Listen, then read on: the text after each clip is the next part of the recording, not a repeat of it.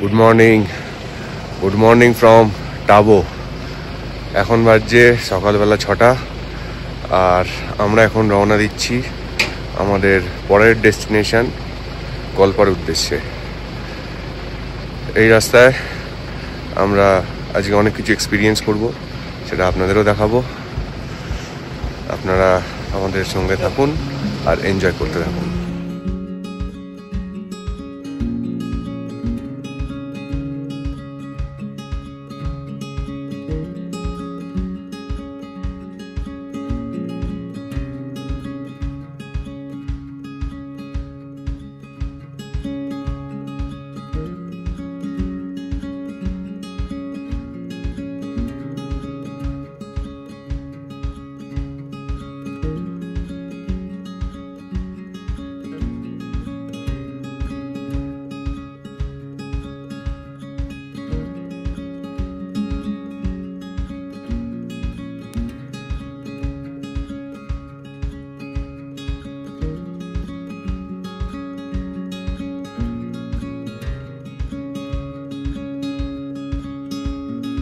টাবো থেকে আমাদের জার্নি শুরু হয়ে গেছে।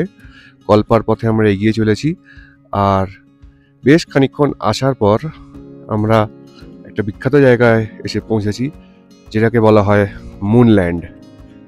হিমাচল প্রদেশের এই স্পিতি সার্কিটের খুব বিখ্যাত একটি জায়গা এই মুনল্যান্ড। এখানের যে সিনিক বিউটি আপনারা দেখতে পাচ্ছেন, এটা অনেকটা চাঁদের মাটির কথা মনে করায়।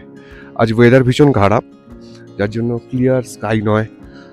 আর ওয়েদার যদি আর একটু ভালো থাকতো, তাহলে আমরা আরও ভালোভাবে এটাকে দেখতে পেতাম, আরও ভালোভাবে এটাকে এনজয় করতে পারতাম। আমরা এখন রয়েছি হিমাচল প্রদেশের স্পিতি সার্কিটের বিখ্যাত একটা জায়গা মুনল্যান্ডে।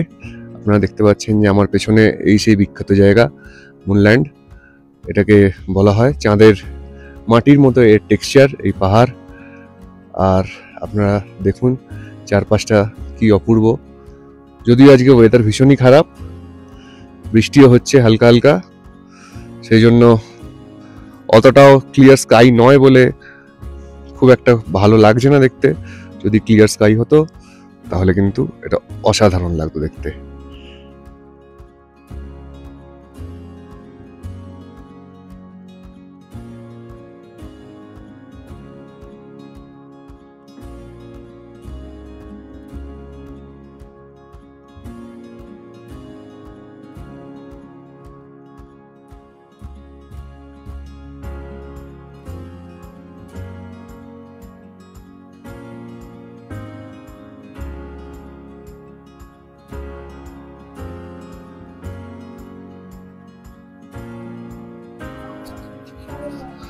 আমরা এখন এসে পৌঁছেছি মালিং বলে একটা জায়গায়।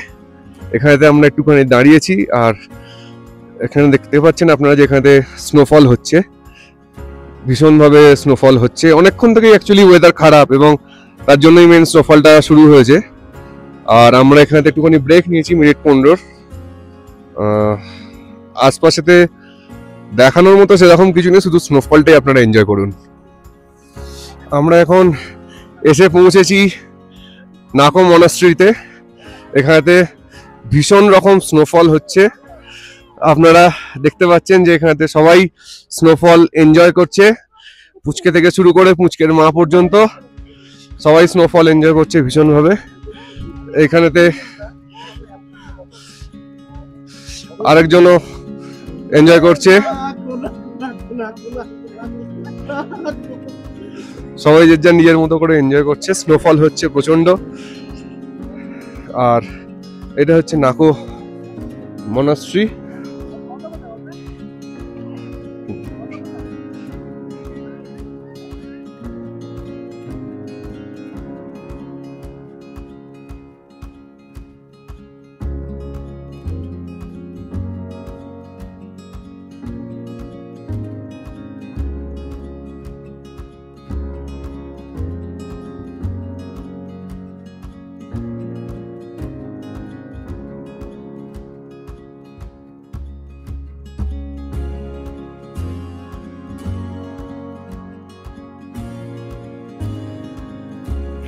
আমরা এখন এগিয়ে চলেছি নাকো লেকের দিকে।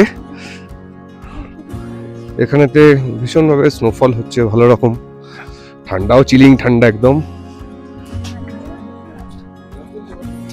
আমরা এগিয়ে চলেছি নাকো লেকের দিকে।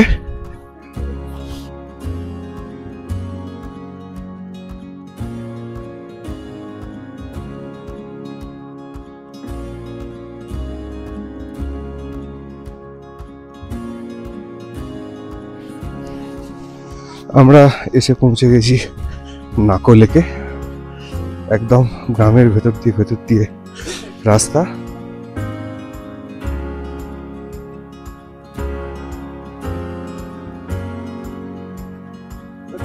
আপনারা দেখতে পাচ্ছেন এই হচ্ছে নাকো লেক। আমরা একটু ক্লিয়ার ভিউ পাওয়ার চেষ্টা করব। নাকো লেকের ধারে আমরা রয়েছি এখন। স্নোফল হচ্ছে আর ঠান্ডাও সেরকম।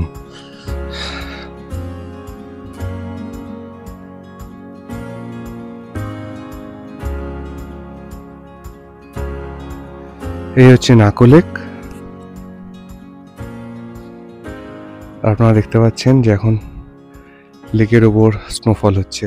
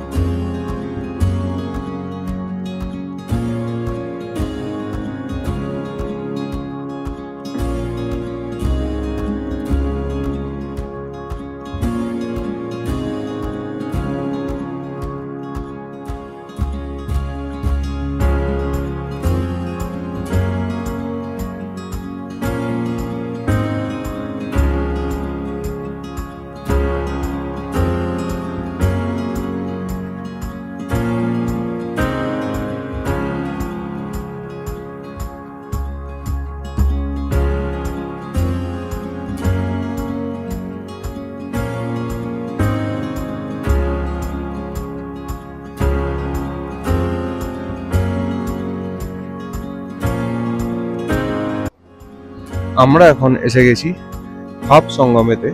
এখানেতে দুটো নদীর সঙ্গম স্থল।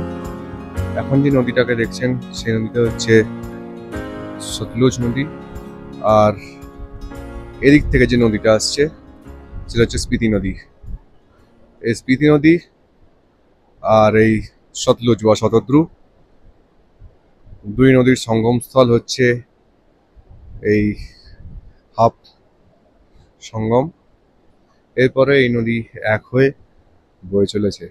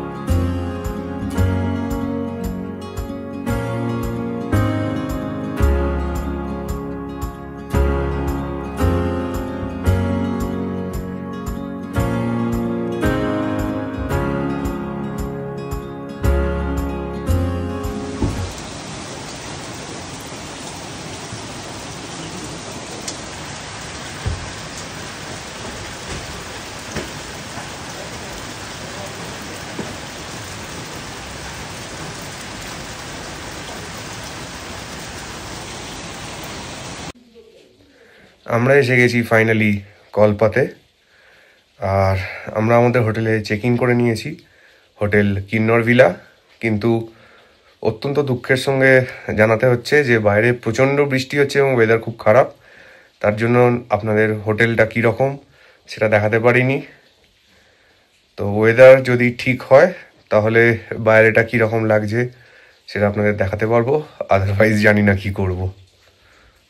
আমরা আছি হোটেল কিন্নর ভিলাতে, আর বৃষ্টি থেমে যাওয়ার পর যে দৃশ্য আমাদের চোখের সামনে সেটা আপনাদের সামনে আমরা তুলে ধরছি।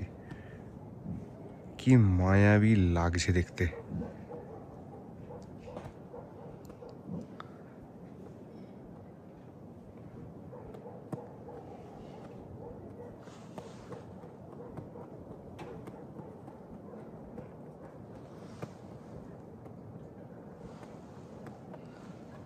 এই হচ্ছে পুরো রেঞ্জটা।